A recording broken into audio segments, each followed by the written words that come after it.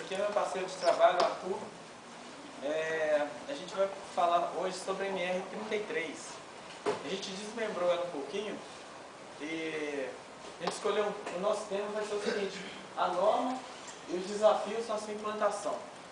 É o seguinte, a gente quer mostrar para vocês o abismo que existe entre a teoria e o que acontece na prática. Então, para facilitar, eu vou colocar um videozinho para passar ali para vocês e depois eu vou falar mais um pouquinho e aí a gente dá sequência, ok?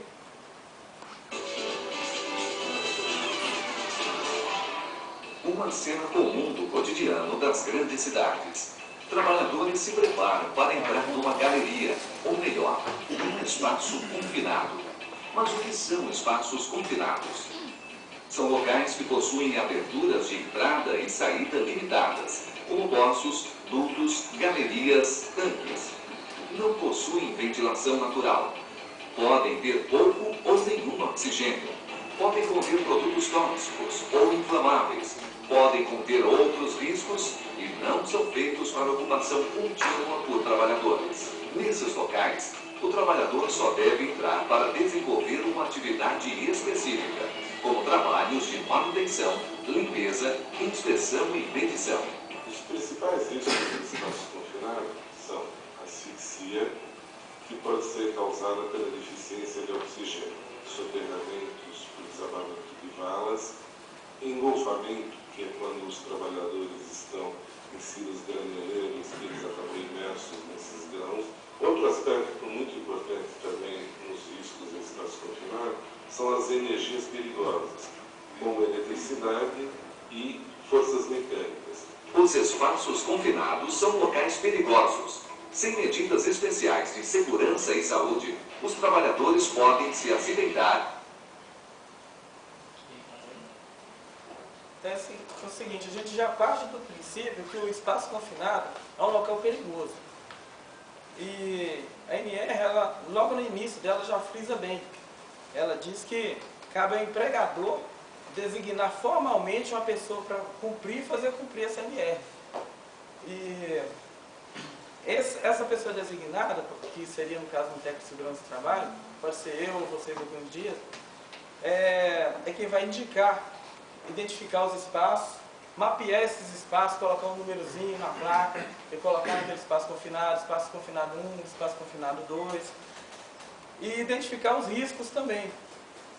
E para começar a dar sequência, para poder ter condições de executar um serviço naquele local.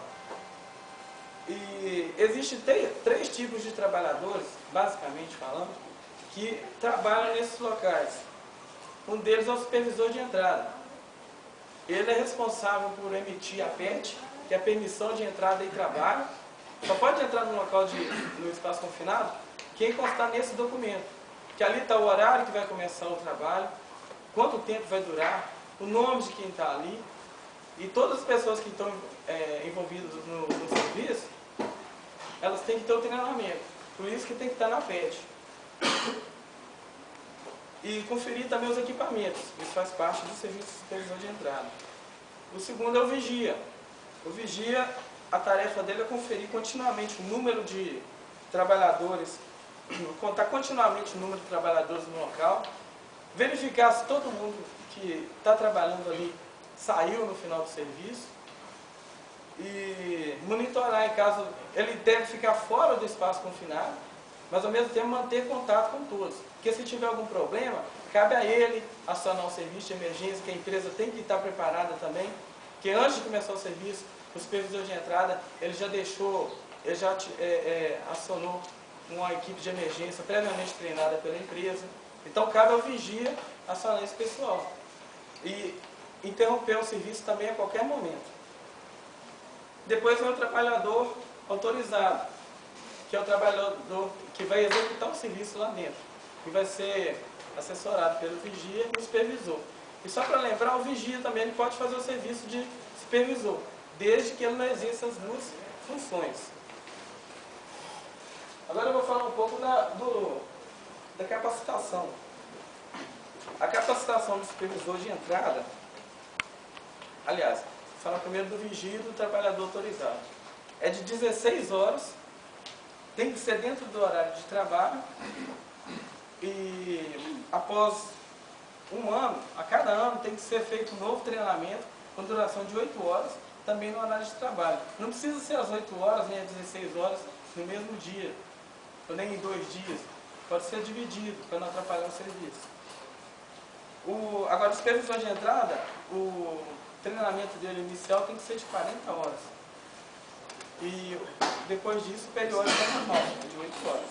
Estou falando isso para vocês terem uma noção. Agora vocês viram um vídeo, a gente está mostrando agora como funciona. Agora eu vou... o objetivo desse trabalho nosso é despertar a percepção de vocês.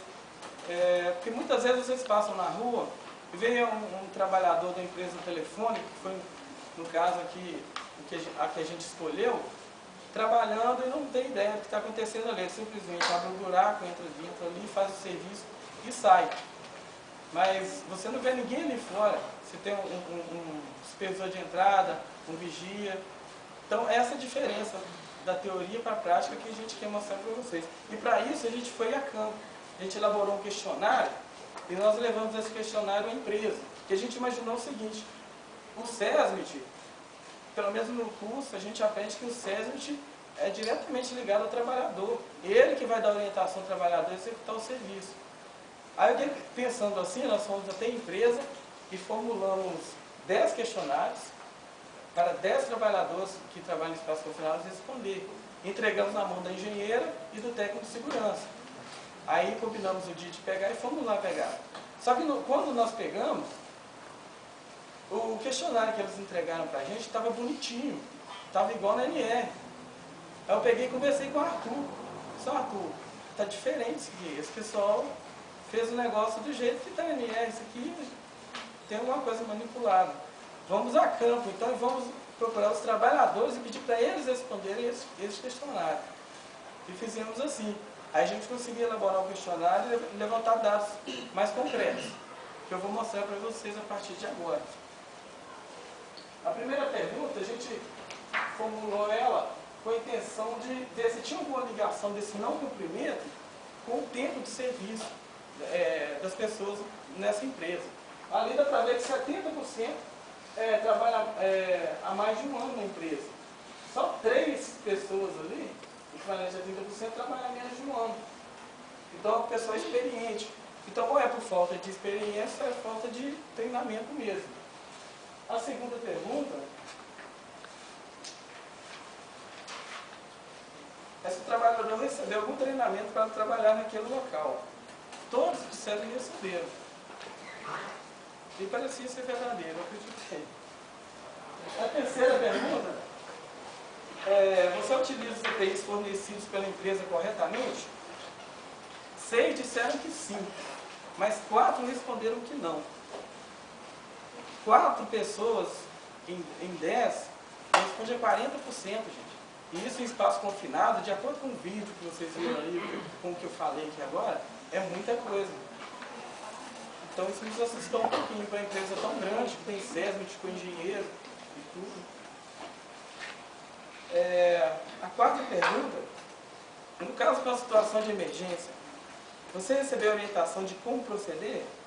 8 disseram que sim, 2 não. Ou seja, isso mostra pra gente que tem gente trabalhando ali sem treinamento algum. Isso é perigoso, porque ela não vai saber nem sair do buraco no caso de acidente. Na quinta pergunta: você costuma executar o serviço no espaço confinado sozinho? Quando fizemos essa pergunta, a gente queria saber se eles eram acompanhados pelo supervisor de entrada, pelo vigia. E 8 disseram que sim e 2 não. Então, são 2 pessoas que responderam que não. Com certeza tem mais por trás disso. Porque quando a gente sai na rua, a gente vê eles trabalhando sozinhos, entrando em galeria sozinhos. Então, na prática, eu acho que eles não têm costume de cumprir os procedimentos. Às vezes, na necessidade de alocar a gente para outros lugares para executar o serviço, manda só uma pessoa para executar. Pronto, né? Sexto. Existem fatores de risco, de acordo com o seu conhecimento, que afetam o desempenho do seu trabalho? A gente quis saber se eles têm noção do risco que estão correndo quando entram no espaço confinado. 7 disseram que sim. 3 disseram que não. Na 7ª pergunta, você já sofreu ou presenciou algum tipo de acidente no seu local de trabalho? 9 disseram que sim. Quer dizer que sempre está acontecendo acidente no local de trabalho desse pessoal. Um diz que não, deve ser novato. Qual a sua opinião sobre a segurança na empresa? Essa é a 8ª. Bom, mesmo com as fontes que vocês vão ver daqui a pouco, 4 pessoas, é a maioria aqui, diz que é ótimo.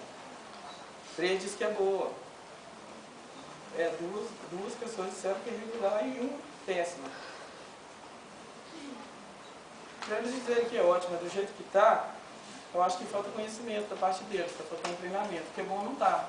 A gente esteve lá e viu que não está. A 9ª pergunta é: de acordo com as opções abaixo, o que você acha que poderia ser feito para melhorar a segurança no seu trabalho? 2 disseram a capacitação dos trabalhadores, escolheram essa opção. 4, a adoção de EPIs adequado ao risco da função. 3, a implantação de um plano de emergência. E somente 1, ao uso dos EPCs.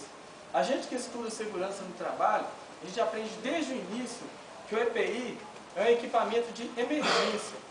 A gente deve usar o EPI enquanto as medidas de proteção coletiva não são efetivamente implantadas. Agora, o uso do EPI, ele é aprovado se as medidas de proteção coletiva não derem conta do recado. Aí sim deve-se usar o EPI continuamente. Mas o EPI, a princípio, ele deve ser usado somente até as obras de proteção coletiva serem feitas. Então, é uma coisa momentânea. Então isso mostra, essa preferência deles pelo EPI, mostra que eles não têm o conhecimento necessário, que eles precisam de mais treinamentos para valorizar, para cobrar até mesmo da empresa os EPCs. A pergunta número 10. Você entende que as regras e procedimentos em matéria de segurança do trabalho são necessárias? 8 disseram que sim. E 2 disseram que não. Não sei porquê, mas disseram que não.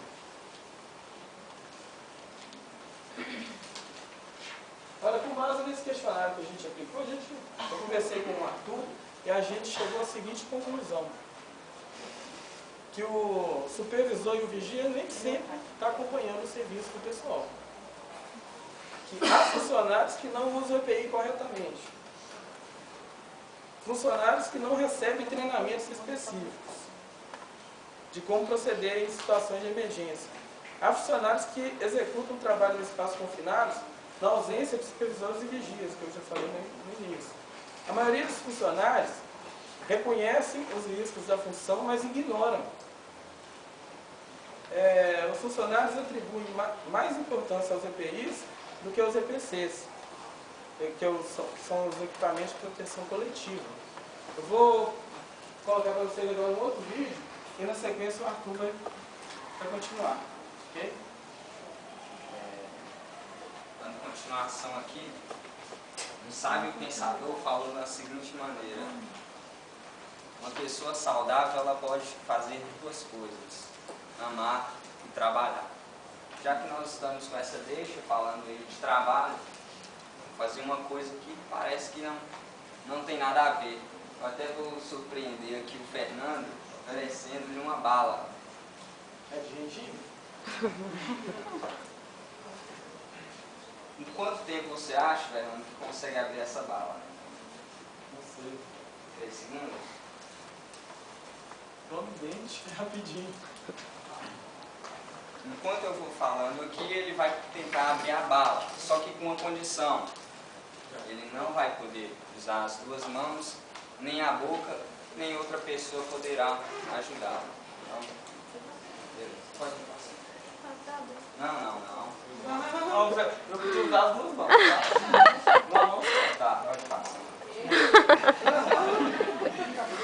Falei se ajudar, mas tá beleza. Bem, dentro Dentre as constantes do trabalho, como eu já falei, que o homem é capaz de amar e trabalhar, só que há fatores que desencadeiam que pode atrapalhar a saúde e a integridade do trabalhador. Com fotos que nós colocamos aqui, veremos alguns fatores que podem atrapalhar o fluxo real de uma boa atividade ligada aos procedimentos seguros de trabalho. Como, por exemplo, nessa foto aqui, podemos detectar que há um trabalhador dentro da galeria, onde ele está fazendo a manipulação de maçarico, observando que toda pessoa, todo trabalhador que mexe com algum tipo de máquina e equipamento, ele deve ser devidamente capacitado, de acordo com a NR12. Outra coisa que também não dá para reparar, a foto está um pouco escura, mas se clarearmos aí bem, poderemos ver que ele está lá e ele passa por ali um esgoto, então tem água lá dentro, ele está com contato direto com a umidade. Sendo assim, ele está sem nenhum EPI, sem nenhum tipo de bota, de luva, avental impermeável, para evitar o contato com a umidade. Outra coisa também, ele está mexendo com maçarico, não tem nenhuma proteção, nenhuma luva, nenhum avental de raspa, muito menos um protetor facial. Outra coisa que eu quis chamar a atenção nessa foto aqui, vocês verão também as outras, que essa mangueira aqui, de acordo com a NR33, fala que todo ambiente trabalho, espaço confinado, ele tem carência de ventilação e iluminação. Então essa mangueira aqui, esse tipo de mangueira, ela serve para quê? Para trocar o ar do ambiente, porque há contaminantes nesse ambiente aqui. Então, se vocês repararem bem aqui, ela está dobrada. O que acontece? Que obstrui o ar que pode passar por ali. Outra coisa também, NR24, ela fala sobre o conforto, sobre a organização do ambiente de trabalho. Será que condiz?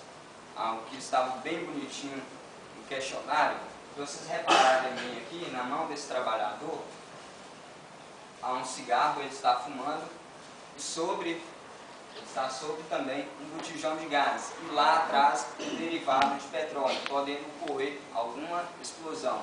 E sem falar na bagunça desse ambiente de trabalho aqui, que não é o mais propício.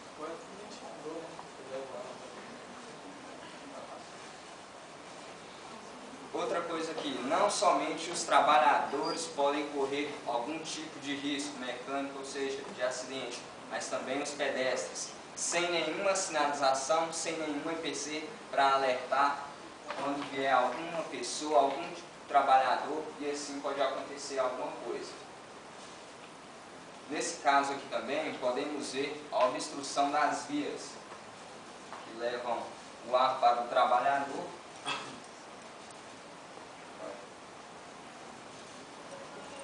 É um descaso, parece até um pouco cômico essa foto, mas esse trabalhador aqui, ele deveria ser pelo menos um vigia ou um supervisor. Ele estaria o quê? Acompanhando a PET, estaria fazendo esse documento, acompanhando o seu trabalhador. Em caso de alguma emergência, alguma situação, uma situação dessa não tem nem o que comentar. Sem falar de máquinas e equipamentos desprotegidos, uma má sinalização. Está acontecendo aparentemente ali, começou a chuva, a maneira de se tampar uma galeria. Então, são medidas que não deveriam ser tomadas dessa maneira. Outra coisa também, tem que ter quem? Vigia e supervisor. Mas olha a quantidade de pessoas que há aqui nessa foto, na beirada desse buraco. Então, ao excesso de pessoas, ao excesso de curiosos aqui, podem acarretar algum tipo de risco, um acidente, podem cair aqui dentro e atrapalhar até mesmo quem está lá dentro. Um arranjo físico inadequado do ambiente de trabalho, eles improvisam, entram lá sem cuidado nenhum, sem nenhum tipo de proteção para segurá-los e assim subi-los lá para cima, como é o caso de um cinto de segurança. E aqui o descaso também dos trabalhadores. A gente não sabe se o descaso é do trabalhador ou da empresa. Por exemplo, desmazelo de um trabalhador ao deixar o seu EPI, o seu capacete lá no chão. Nós até mostramos ali, sem nenhuma sinalização onde alguém pode cair ali. Para controlar acidentes e doenças no espaço confinado, nós devemos ter medidas de controle que tenham sido descritas no sistema de gestão de segurança e saúde nos trabalhos do espaço confinado. E um agravante nesses locais é que, em caso de alguma emergência, os espaços